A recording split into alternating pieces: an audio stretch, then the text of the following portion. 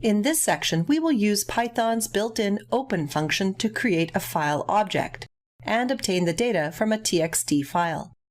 We will use Python's open function to get a file object. We can apply a method to that object to read data from the file. We can open the file example1.txt as follows. We use the open function. The first argument is the file path. This is made up of the file name and the file directory.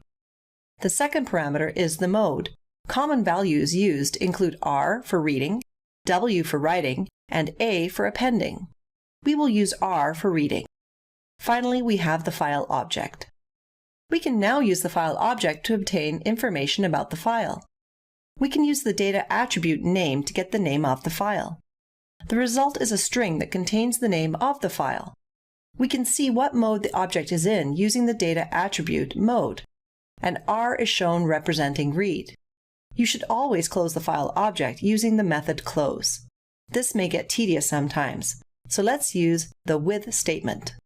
Using a with statement to open the file is better practice because it automatically closes the file. The code will run everything in the indent block, then closes the file. This code reads the file example1.txt. We can use the file object file1. The code will perform all operations in the indent block, then close the file at the end of the indent. The method read stores the values of the file in the variable file_stuff as a string. You can print the file content. You can check if the file content is closed, but you cannot read from it outside the indent. But you can print the file content outside the indent as well. We can print the file content. We will see the following.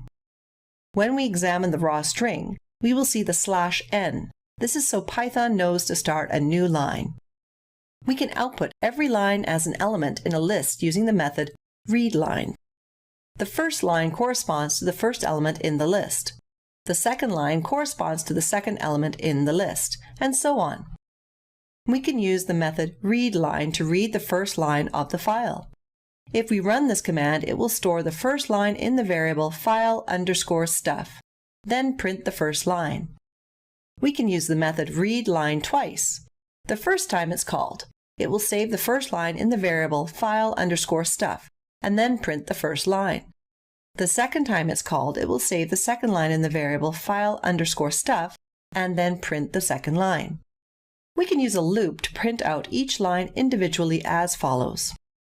Let's represent every character in a string as a grid. We can specify the number of characters we would like to read from a string as an argument to the method readline. When we use a 4 as an argument in the method readline, we print out the first 4 characters in the file. Each time we call the method, we will progress through the text. If we call the method with the argument 16, the first 16 characters are printed out and then the new line. If we call the method a second time, the next 5 characters are printed out. Finally, if we call the method the last time with the argument 9, the last 9 characters are printed out. Check out the labs for more examples of methods and other file types.